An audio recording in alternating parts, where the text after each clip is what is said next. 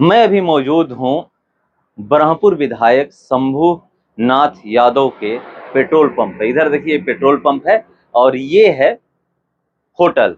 आप देख सकते हैं लिखा हुआ भी है सोन होटल एवं फैमिली रेस्टोरेंट। और यहीं पर कल आईटी का छापा पड़ा था। जो मुझे पता चला है, हम लोग वहां पर थे, कल उनके आवास पे थे, जहां पर आज भी रेड चल ही रहा है। कल से जो रेड चालू है आज भी रेड चल ही रहा है। और ये पता चला कि आईटी का छापा पड़ा हुआ है। कुछ लोग तो ऐसे खबरें चलाए हैं ईडी का, और कुछ लोग आईटी भी चलाए हैं, मगर जिसका भी छापा हो, हम लोग ये बोल सकते हैं कि केंद्रीय एजेंसी का छापा पड़ा था।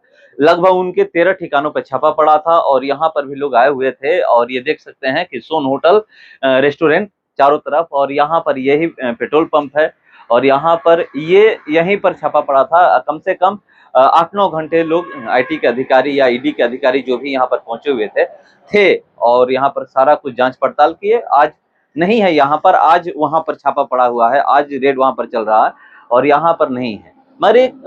मैं आज आप लोगों को बताने वाला हूँ विधायक शंभू नाथ यादव के बारे में कि वो क्या थे और कैसे इतना बड़ा एम्पायर खड़ा किए अपना, चाहे यहाँ का बिजनेस हो या फिर चक्की में जो फ्लावर मिल हो, उनका स्कूल है, एक निजी स्कूल है, या फिर हम लोग बात करें तो वहां पर ईंट भट्टा चलता है, या तमाम जो भी बिजनेस है। बिहटा में भी छापा पड़ा था, वहां भी सोन होटल है और इसी तरह का रेस्टोरेंट एंड होटल है। तो वहां भी पेट्रोल पंप है लोग कहते हैं, मगर इस पेट्रोल पंप के बारे में हम लोग जानते हैं कि उन्हीं का पेट्रोल पंप है। ये होटल है सोन होटल, जहां भी इस लाइन में लोग कहते हैं कि हाँ उनका ही होटल है।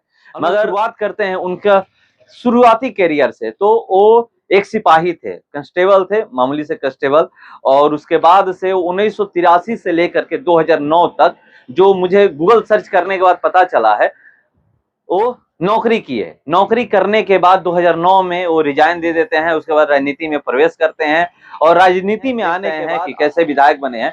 2015 में उनको राजद से टिकट मिलता है, ब्रह्मपुर विधानसभा से, और भारी मतों से जीतते हैं। दूसरी बार भी 2020 में भी उनको टिकट मिलता है और उस समय लगभग 50,000 वोटों से जब 2020 का चुनाव होता है, और उस समय आप देखे होंगे कैसे तेजस्वी यादव अकेले चुनावी मैदान में थे। उधर जेडीयू और बीजेपी एक साथ मिलकर के चुनाव लड़ रही थी और तेजस्वी यादव अकेले थे। उस समय वो लगभग 50,000 वोटों से जीते, और 50,000 वोटों से जीतने के बाद आज भी अगर उनके क्षेत्र में जाइएगा तो उनको लोग मसीहा कहते हैं। कल मैं वहां पर गया भी था तो लोग बोलते हैं कि मसीहा, मगर कुछ लोग ये भी कहते हैं कि वो राजद सुप्रीमो लालू यादव के बॉडीगार्ड थे। मगर ये सिर्फ बातें कहीं सुनी है, कहीं दिखता नहीं है।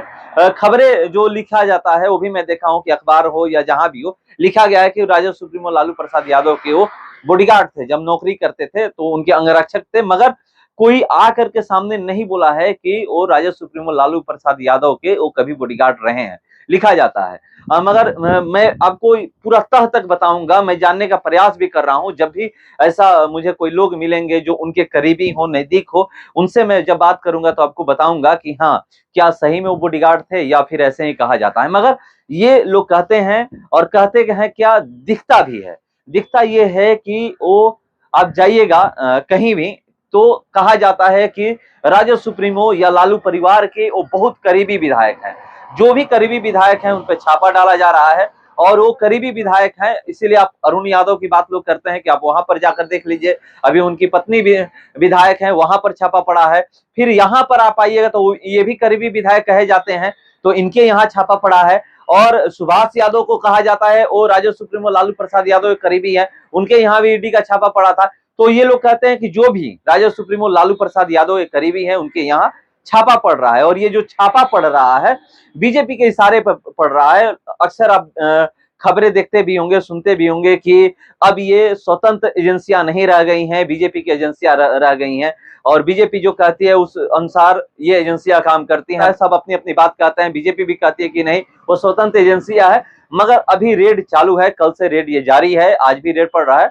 और यहाँ पर कैसे वो क्या थे, वो कहां से इतना बड़ा अंपायर खड़ा किए। वो एक कांस्टेबल थे, सिपाही थे, और सिपाही से के बाद राजनीति में प्रवेश करते हैं। और सबसे पहला होटल लोग कहते हैं कि पहला होटल जो उनका खुला था बीटा में खुला था, वहीं से वो लाइन होटल में आए थे। लाइन होटल में आने के बाद धीरे धीरे अपना होटल का भी कारोबार करने लगे। जैसे ही इस लाइन में जम गए उसके बाद नौकरी से इस्तीफा दे दिए। नौकरी से 2009 में इस्तीफा देते हैं, 6 साल बाद उनको टिकट मिलता है, यानी 51 साल की उम्र में। उनका जन्म 1964 में हुआ है और 1964-2004 लगभग 60 साल उनकी उम्र हो गई है। और पहली बार जब उनको आरजेडी से टिकट मिलता है जब उनकी उम्र होती है 51 साल। इस्तीफा देते हैं नौकरी से, उस समय उनकी उम्र थी 45 साल। 45 साल ही नौकरी किए और लगभग अगर 83 से लेकर 9 तक गिनती किया जाए तो वो नौकरी किए हैं मात्र 26 साल। 26 साल नौकरी करते हैं, नौकरी करने के बाद इस्तीफा दे देते हैं 45 साल की उम्र में। उसके बाद राजनीति में प्रवेश करते हैं और उसके बाद उनका करियर आप देखिए कि पहली बार ही चुनाव लड़ते हैं और विधायक बन जाते हैं, वो भी भारी मतों से जीतते हैं। उस समय जेडीयू और आरजेडी का गठबंधन था, महागठबंधन जैसे ही बना उस समय टिकट उनको मिला और टिकट मिलते ही वो जीत गए।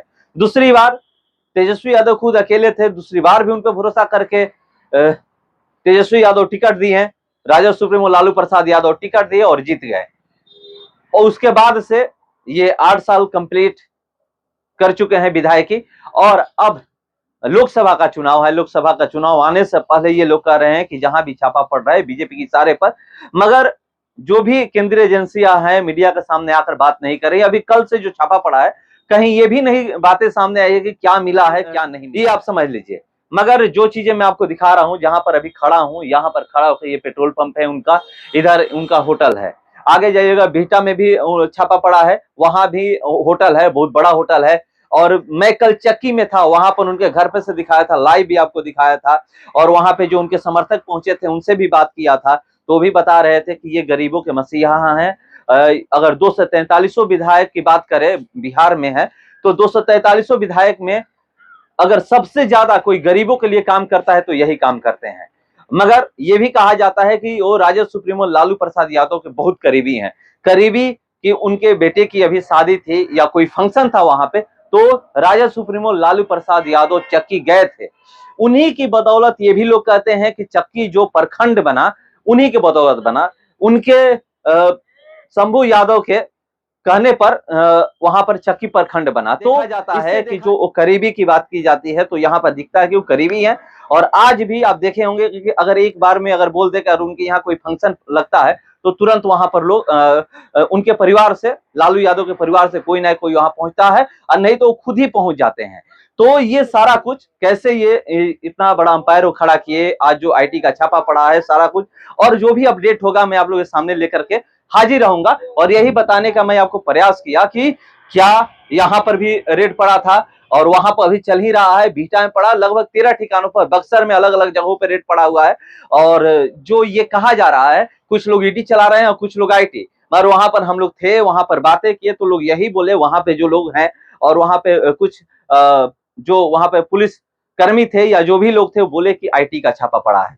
किसका छापा पड़ा है जब तक वो लोग अधिकारी पदाधिकारी जो लोग रेड कर रहे हैं आकर के सामने से नहीं बोलेंगे तब तक क्लियर पता नहीं चलेगा। मगर आज भी वहां पर रेड जारी है और जो भी वहां से क्या कुछ निकल कर सामने आता है मैं आप लोगों के सामने लेकर के हाजिर रहूंगा। फिलहाल इसका इतना ही, बने रहिए हमारे साथ। नमस्कार।